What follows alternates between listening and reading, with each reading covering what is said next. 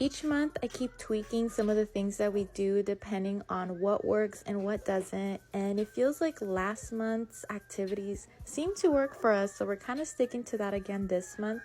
I do enjoy all the reading with my kids, so the book list from playing preschool is always a must for us. It's pretty nice having a list already made for you because sometimes you can't really think of books off the top of your head. Now, while my preschooler kind of has school almost every day, my 12-year-old does have the holidays and the regular breaks off. The reason we do this is because she does have to go to her dad's house, and I do have her on the breaks of her other siblings. That way, we still kind of have that going for her, and homeschooling doesn't take anything away from her.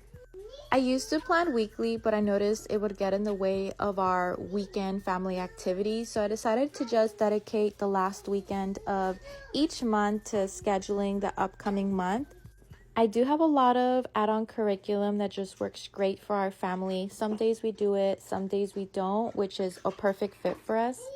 It seems like a lot, but for my 4-year-old, homeschooling takes anywhere between 15 to 30 minutes a day. Some days we do it in the morning and some days we do it in the evening, so this just works great for our family.